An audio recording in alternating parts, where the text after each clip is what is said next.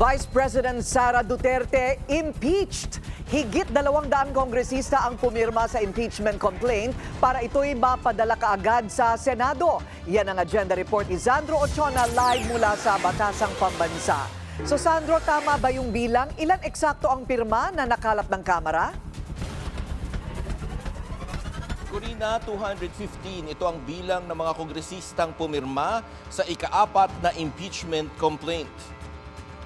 Pasado alas 3 ng hapon kanina nang simulan ng Kamara ang huli nilang sesyon ngayong Pebrero.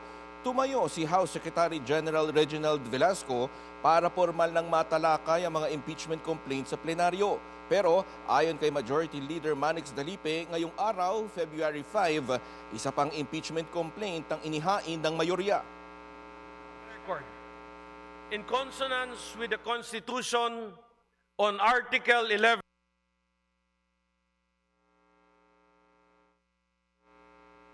total number of House members who verified and swore before me this impeachment complaint is 215 House members.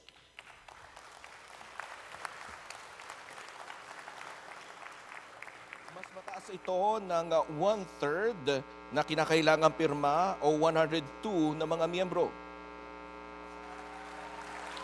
for the record, in consonance with the Constitution on Article 11 on accountability of public officers, particularly Section 3, Paragraph 4, and pursuant to Section 14, Rule 4 of the Rules of Procedure in Impeachment Proceedings, which provides as follows. Section 14, endorsement of the complaint resolution to the Senate. A verified complaint resolution of impeachment filed by at least 1/3 of all the members of the House shall constitute the articles of impeachment. And in this case, the verified complaint resolution shall be endorsed to the Senate in the same manner as an approved bill of the House. Naging mabilis ang pagsalang sa plenaryo dahil hindi nag-adjourn kahapon ng sesyon kundi sinuspindi lang ito. Sa Senado nakatakdang litisin si Vice President Sara Duterte para maalis siya sa pwesto. 7 articles of impeachment ang laman ng ika-4 na reklamo. Una, betrayal of public trust, culpable violations of the Constitution dahil sa pagkuha niya ng papatay raw sa Pangulo, First Lady at sa Speaker. Pangalawa, ang issue ng korupsyon dahil sa hindi maayos na paggamit ng pondo ng Office of the Vice President at DepEd. Bribery dahil sa panunuhol sa DepEd na lumabas sa pagdinig sa Committee on Good Government and Public Accountability. Hindi maipaliwanag na yaman na hindi raw kasama sa kanyang salin. Murder at conspiracy to commit murder, sedition at insurrection. At ang hindi magandang asal bilang pangalawang Pangulo na lumalabag sa mga itinatakda ng konstitusyon. Pasado alas 4 naman nang umalis sa House si House Secretary General Reginald Velasco sa Kamara. Ngayong hapon ay hinalal din ang 11 miyembro ng Kamara na bubuo sa prosecution team sa paglilitis sa Senado. Mga abogado ang mga bubuo sa prosecution team. At kaugnay niyan, makakausap natin si Congressman Lawrence Defensor na bahagi ng House Prosecution Team. Sir, meron na po kaming ilang mga katanungan. At una na nga dyan, kailan nyo po ba nalaman na merong ika-4 na impeachment complaint? At kailan kayo pumirma? At pang-ilan kayo sa mga pumirma ngayong araw? May mga konsultasyon na sa partido kung ano ang mabuting gawin ng House of Representatives, lalo na may mga pending na impeachment complaint. At nabuo ito nang nakita namin may matatag na complaint. Speaker, I move to take up additional The additional 215 members of the House of Representatives. Kanina pumirma kami at number 44 ako. Apo, sorry sir, pakiulit lang po ulit. Ano po yung sa inyong sagot?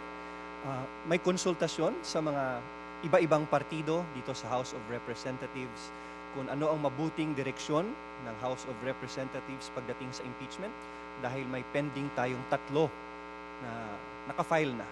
At ngayon may nabuo ang mismong mga miyembro ng House of Representatives at 215 ang nagpakita ng suporta dito.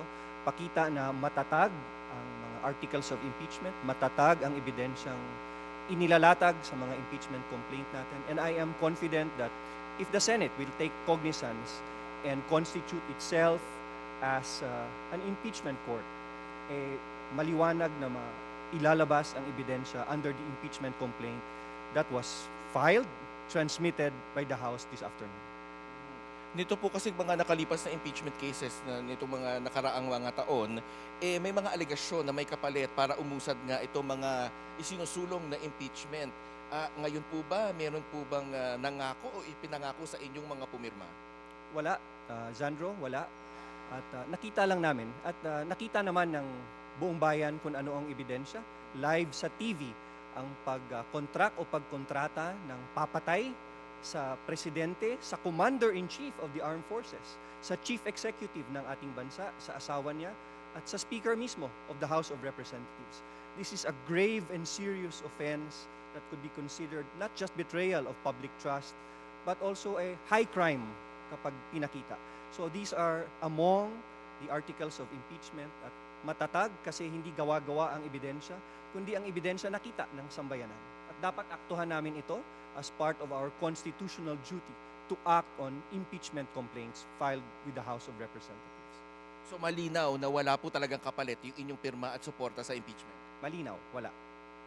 Opo, at nitong mga nakalipas na panahon din ay may ugong na kaya daw naantala itong impeachment ay dahil may ugong na leadership struggle. Meron daw pong pagtatangka na alisin sa pwesto si Speaker Martin Romualdez. May natutunugan po ba kayong ganyan?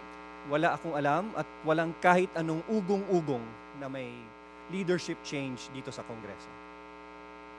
At ito siguro po, ito na lang po yung panghuli kong tanong. Dahil po nitong mga nakalipas din na linggo ay binabanggit ng dating Pangulong Rodrigo Duterte na handa niyang depensahan ng kanyang anak at tatayo bilang counsel ni Vice President Sara Duterte. Handa niyo na po bang makaharap ang dating Pangulo? Handa po kami. Magandang pagkakataon ito na mailabas ng parehong kampo, ng complainant at ng respondent on the part of the Vice President. It's a chance to also present her evidence why she should not be convicted under this impeachment trial. We are honored to have the former President as counsel for the respondent. Malaking honor yun, and it's also history that a former President will act as counsel in an impeachment trial. So, handa po tayo at magandang may transparent, fair trial. It's part of due process at makita ng sambayanan ang ebidensya kung alin ang mas mabigat, ang complaint from the House of Representatives o ang ebidensya ng Vice President in her defense so that it would be clear to the Filipino people kung ano ang magandang direksyon ng ating bayan pagdating sa issue nito ng confidential funds at ng pananakot na papatayin ang isang presidente, isang House Speaker at ang asawa ng presidente. Alright, marami pong salamat. Yan po si Congressman Lawrence Defensor. Corina, yan ang latest mula dito sa Kamara. Maraming salamat, Sandro Ochona. Live nag-uulat mula sa Batasang Pambansa.